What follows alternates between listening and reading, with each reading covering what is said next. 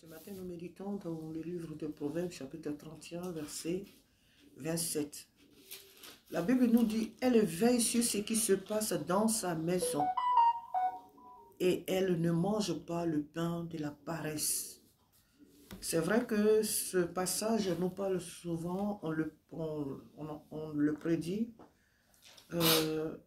en disant qu'il est question de la femme. Amen. Que c'est de la femme, l'épouse qu'il est question. Pas d'une femme, mais d'une épouse. Une épouse qui est consciente de son rôle. Mais ce texte aussi nous parle de l'Église. L'Église qui est l'épouse de Jésus-Christ.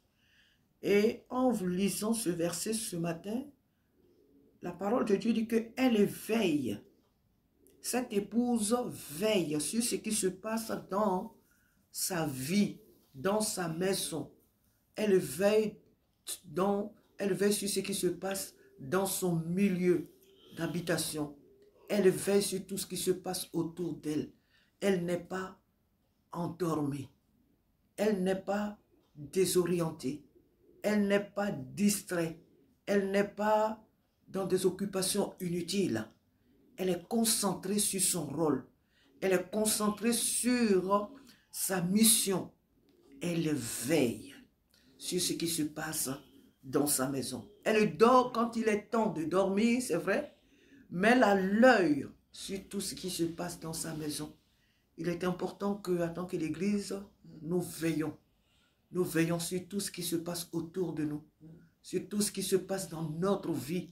Nous ne devons pas être des chrétiens insensés, des chrétiens ignorants, des chrétiens endormis, des chrétiens distraits, des chrétiens légers.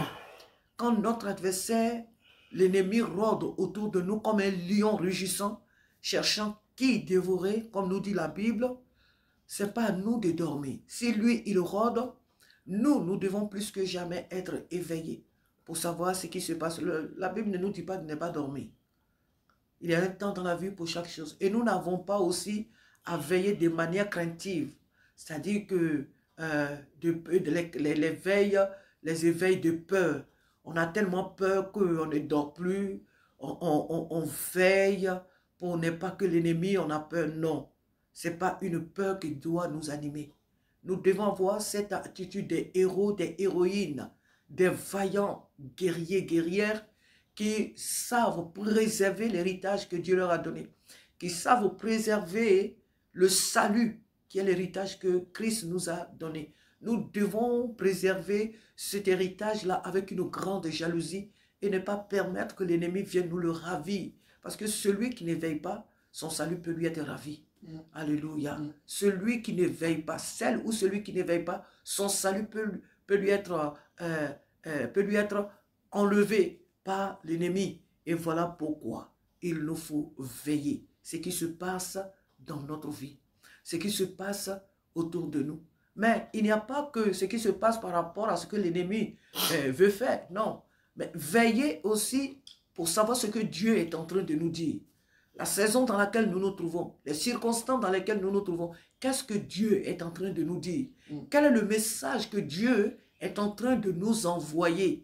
Qu'est-ce que Dieu veut qu'on fasse? Où Dieu nous veut? Qu'est-ce que Dieu attend de nous? Donc, veillez pour savoir la pensée de l'Esprit de Dieu, pour connaître la pensée de l'Esprit de Dieu, ce que le Seigneur attend de nous dans la saison où nous nous trouvons. Donc, il est important de veiller. Elle veille sur ce qui se passe dans sa maison et elle ne mange pas le pain de la paresse. La paresse ne doit pas être présente dans la vie de chaque enfant de Dieu. La paresse, c'est un démon.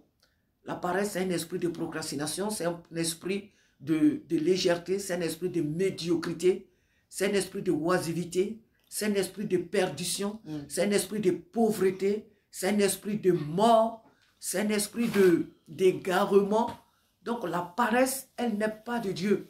Je ne parle pas là du repos, mais la paresse, elle n'est pas de Dieu. Et nous ne devons pas lui accorder la place. Nous ne devons en aucune manière lui accorder la place dans notre vie. Que le Seigneur nous aide ce matin à être une église qui veille pour ne pas sombrer dans la oisivité, pour ne pas tomber dans la médiocrité, ne pas tomber dans des choses inutiles. Le chrétien qui veille, l'église qui veille pour entendre la voix de l'Esprit de Dieu, pour mieux marcher, pour mieux servir, alléluia, le Maître Dieu, le Maître Jésus-Christ. Que son nom soit béni ce matin, que le Seigneur nous aide à veiller, parce que, oui, il ne parlera qu'à ceux qui veillent, pas ceux qui sont endormis. Nous avons vu que les 5 vierges, elles veillaient, voilà pourquoi elles sont allées à la rencontre de l'époux. Celles qui dormaient, elles se sont endormies. Elles n'avaient pas d'huile, même si elles semblaient veiller, mais elles n'avaient pas d'huile. Donc, leur ignorance, leur rébellion, leur manque d'intelligence a été synonyme de sommeil. Donc, elles ont dormi et l'époux n'est pas parti avec elles dans la salle des noces. Que le Seigneur nous aide à veiller surtout pour entendre la voix de Dieu, à veiller pour ne pas que la grâce, la faveur, les dons que Dieu nous a donnés ne nous soient pas ravis par l'adversaire, l'ennemi. Que Dieu nous bénisse ce matin, qu'il bénisse son Église, qu'il nous aide en ces temps de la fin à veiller sur tout ce qui se passe autour de nous, dans notre milieu de vie. Au nom de Jésus, Amen. Amen. Alléluia. Alléluia.